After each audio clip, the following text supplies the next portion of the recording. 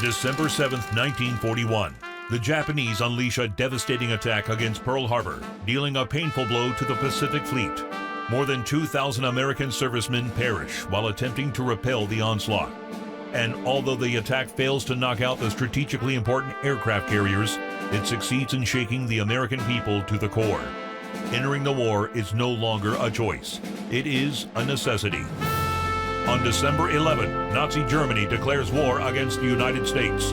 Just a few days later, Operation Paukenschlag is put in motion by the commander of U-boats, Karl Dönitz. This long-range operation is an attempt to cripple the U.S. merchant fleet, which holds a key role in supplying Great Britain in its struggle against Hitler.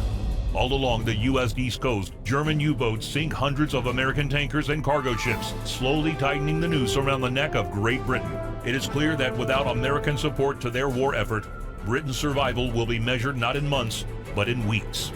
With a majority of its might focused on fighting the Japanese in the Pacific, the U.S. Navy is left with very few anti-submarine vessels available for the Atlantic theater, not even remotely enough to introduce an efficient convoy system that could protect the merchant fleet from the U-boats. The bloodbath continues for months, and the fire from burning tankers becomes a common sight from the shores of the East Coast. The survival of Great Britain now hangs by a thread. Finally, in May 1942, the U.S. Navy manages to muster enough anti-submarine ships to put the convoy system into effect. Now, with the help of the Royal Canadian Navy, merchant ships are escorted along the U.S. coast to form convoys around Newfoundland. Only then are they ready, having been joined by their guardian angels, to set out on the perilous journey across the Atlantic. At last, the Steel Wolves of Dönitz will be facing a challenge. They are about to meet a whole new breed of enemy. Fast, maneuverable, and more than capable of sending a submarine to the bottom. The Fletcher-class destroyer.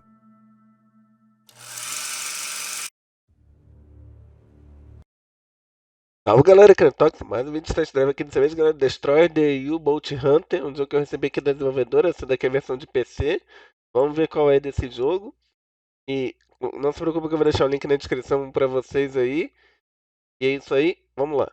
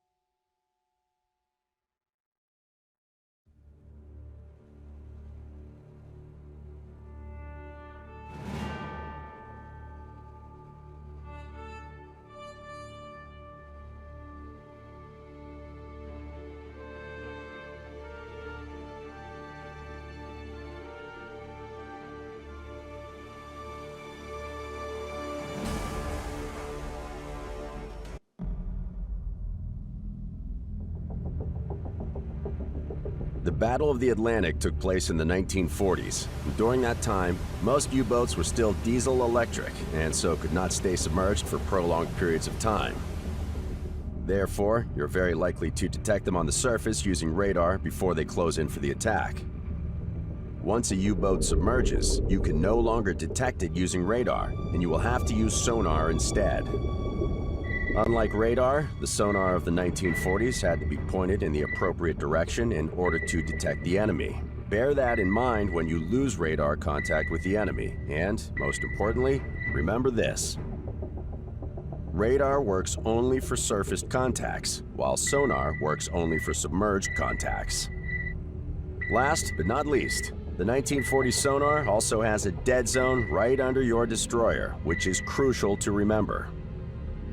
The most important thing you need to understand, however, is that everything at sea is ruled by the compass.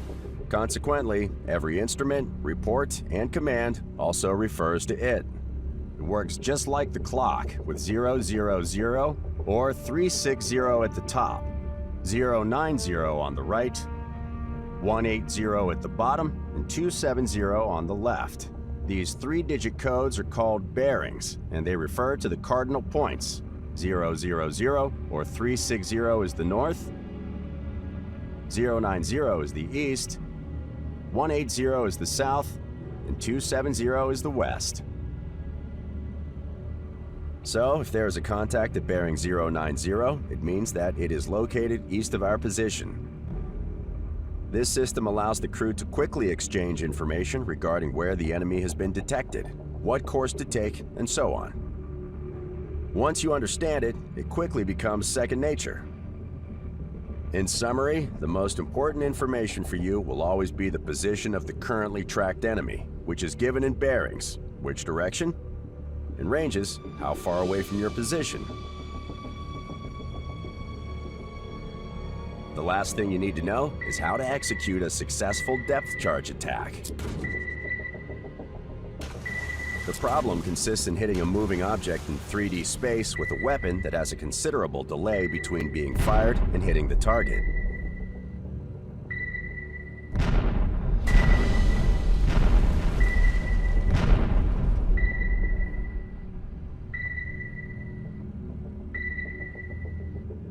In general, the attack has to be made in such a way as to drop the depth charges with a lead ahead of the U-boat's bow.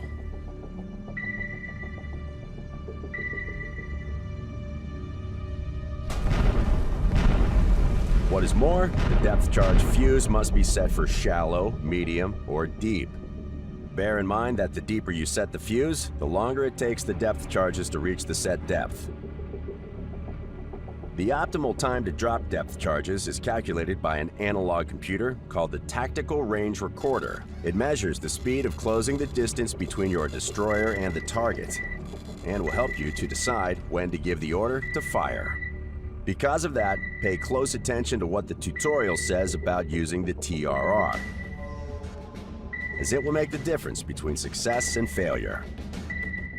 In reality, the chances of hitting a U-boat with depth charges were rather slim, but due to the devastating effects that even close misses had on the submarine's morale, harassing and suppressing the U-boat was often enough to make its crew abandon further attack attempts, at least for some time.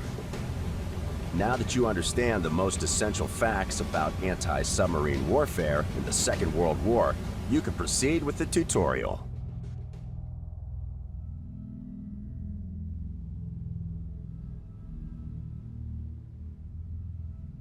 All engines ahead standard. All engines ahead standard. Aye, sir.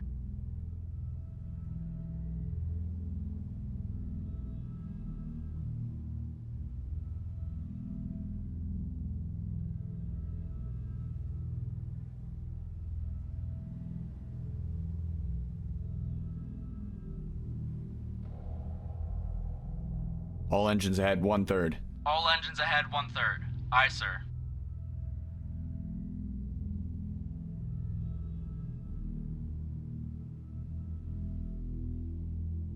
Rudder 5 degrees left. Rudder 5 degrees left. Aye, sir. Rudder 5 degrees left. Rudder 5 degrees left. Aye, sir.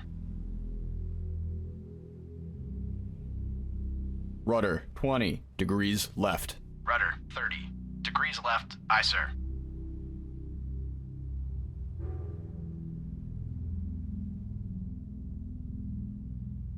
Hard right rudder. Hard right rudder. Aye, sir. Rudder amidships. Rudder amidships. Aye, sir.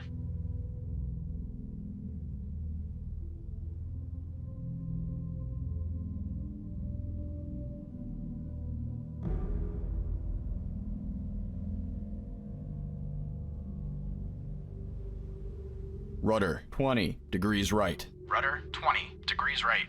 Aye, sir.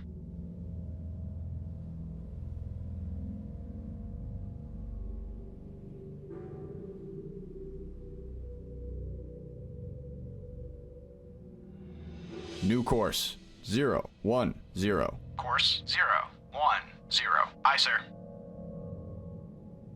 Surface radar has a new contact. Bearing 010. forward, 5. Range, 3,300 yards. Bridge combat. New surface contact from radar. Bearing 045. Range 3,300 yards. I designate contact able. Time 06. Contact able, now bears 0, forward, 6. Range, 3,100 yards.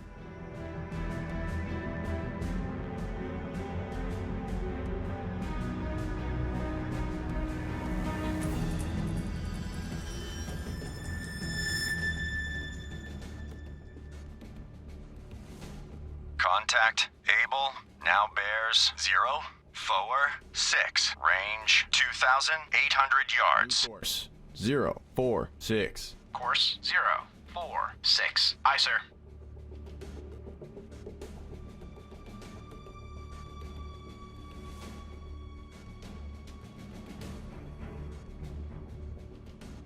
Contact able, now bears 0, forward, 7. Range 2,600 yards. New course 047. Course 047. Aye, sir.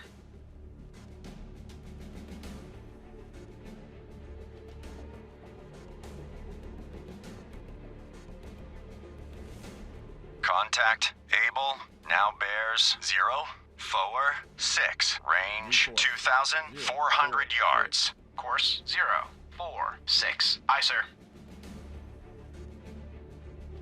Rudder 10 degrees left. Rudder 10 degrees left. Aye, sir. New course 046. Course 046. Contact aye, sir. Able, now bears 0, forward, 5. Range 2,100 yards. 5. Course 045. Aye, sir. All engines ahead 1/3. All engines ahead 1/3. Aye, sir.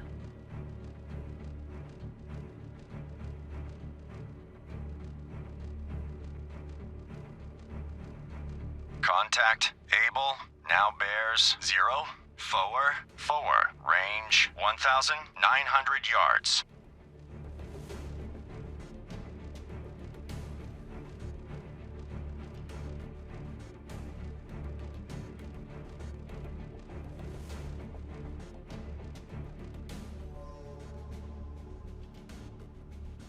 Contact able, now bears 0, forward, 3. Range 1,700 yards.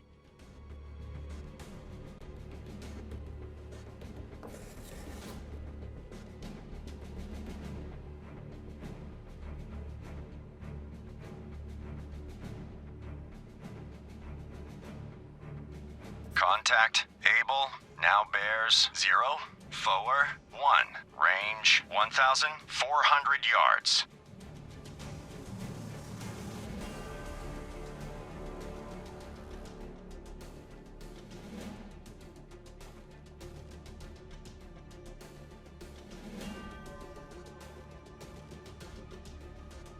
Contact able, now bears 0, 3. Niner, range 1,200 yards.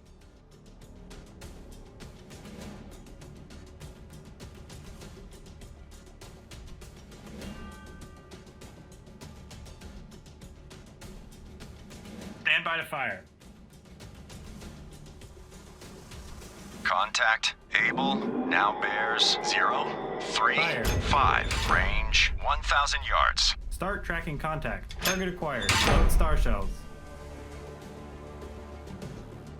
Illuminate 033. Target bearing 032. Range 900 yards. Load point detonating rounds.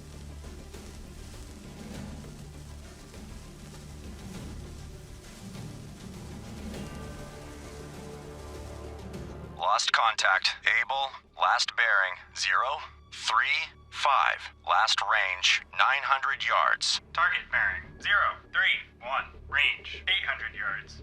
Sonar. Bridge, starboard lookout. Object 1/2 to the horizon. Bearing 025. Appears to be periscope feather. Investigating arc 270. Combat sonar. New sonar contact. Bearing 036. range 900 yards. Combat sonar, contact, able, now bears 0, 3, 6, range 900 yards. Very strong propeller noise.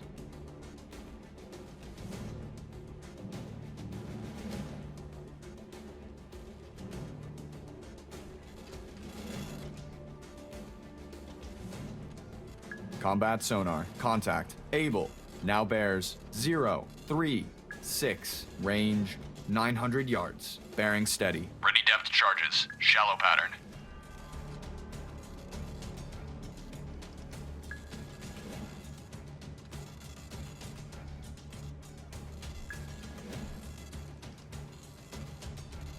All engines ahead. Combat sonar, contact, able, now bears 0, 3, 7, range 900 yards. Very strong propeller noise.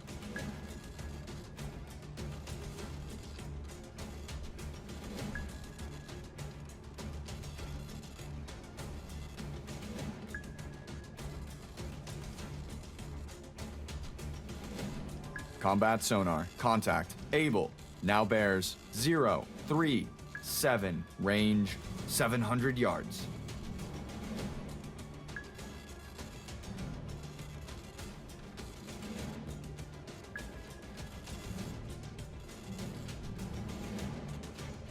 Bearing steady. Combat sonar, contact, able, now bears 0, 3, 7, range 500 yards. Estimated depth, shallow.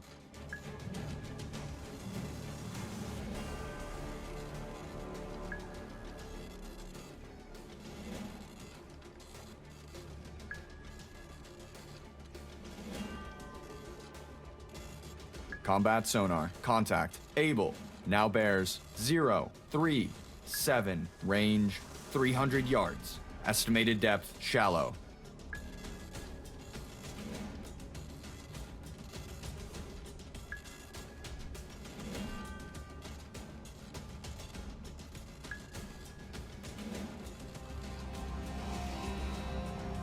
Combat sonar, contact, able, now bears 0, 3, 7, range 30 yards.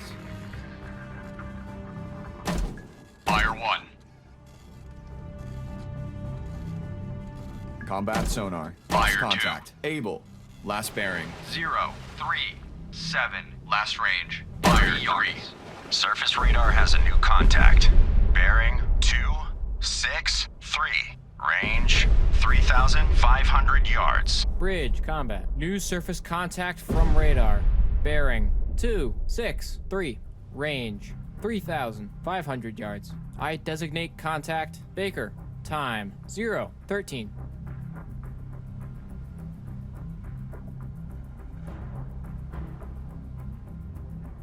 Contact Baker. Now bears Bloodhound, this is Maple. Maple regaining contact. Zero. Able. Range Bearing 217. 2,500 yards. Range 300 yards. From Bloodhound. Surface radar has a new contact. Bearing 187. Range 2,900 yards. Bridge combat. New surface contact from radar. Bearing 187. Range 2,900 yards. I designate contact Charlie. Time 0:14. Maple reporting. Contact Baker. Now bears 258. Range 3,500 yards.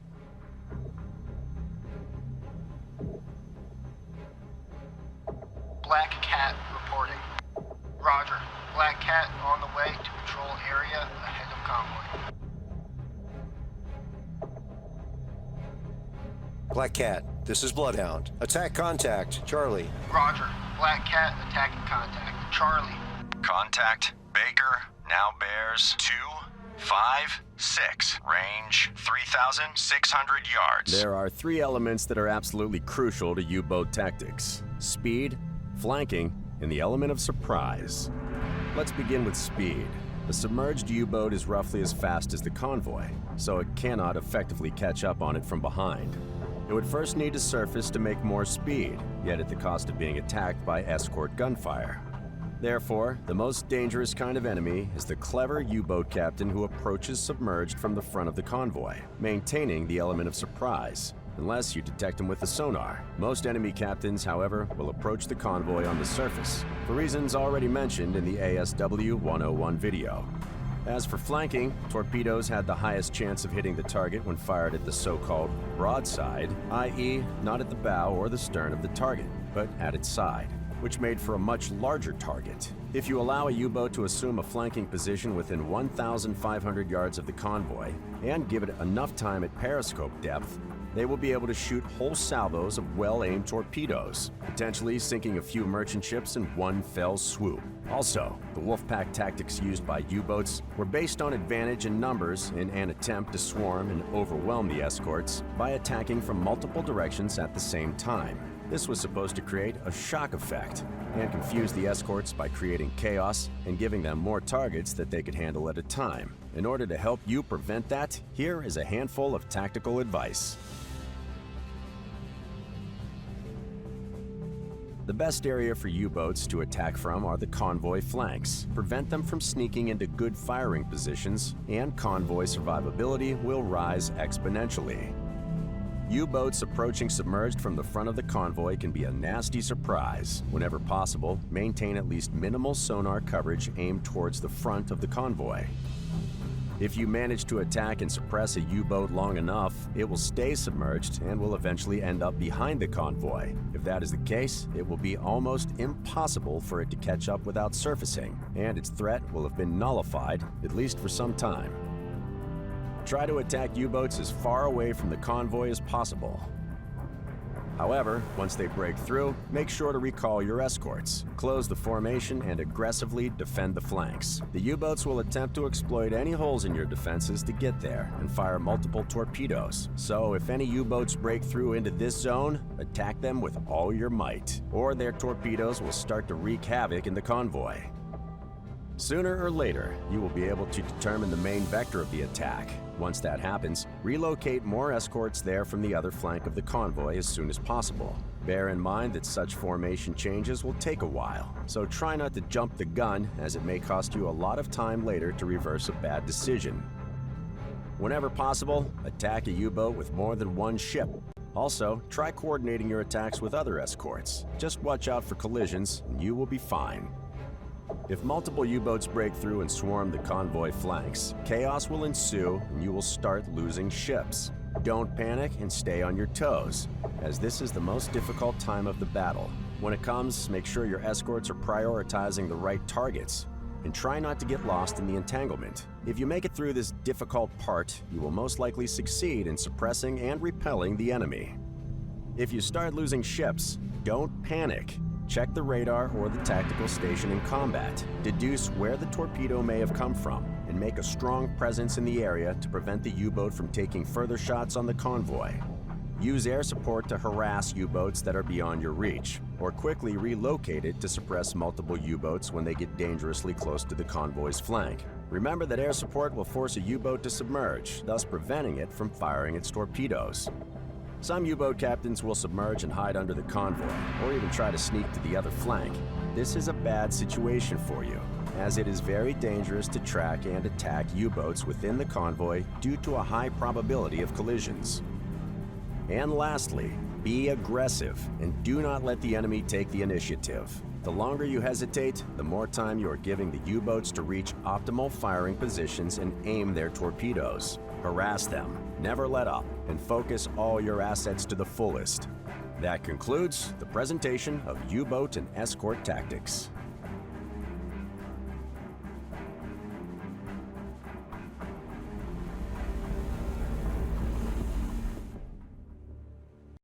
Bem, galera, é isso aí. Fizemos um test drive aqui desse Destroyer, The U-Boat Hunter. Eu achei um jogo interessante, assim, se você gosta de... É uma boa iniciativa, assim, para ser um simulador de contra-torpedeiro, que é um tipo de navio que a gente está trabalhando aqui, como foi mostrado nesse tutorial. Eu achei interessante, assim, um bom jogo para se pegar em promoção. Tá mais recomendado. Daqui é a versão Early Access desse jogo. Agradeço ao desenvolvedor por ter mandado. Se você gosta desse tipo de simulador, tá mais recomendado. E é isso aí, galera. Vou deixar na descrição se vocês quiserem comprar. Essa daqui é a versão de PC. E é isso aí, galera. Eu vou me despedindo por aqui. Quem tiver aí, não esquece de deixar aquele like lá e compartilhar pra gente pra dar aquela força se for inscrito. Agradeço mais uma vez a desenvolvedora por ter mandado a chave do jogo. E é isso aí. Nos vemos então no próximo vídeo. Falou!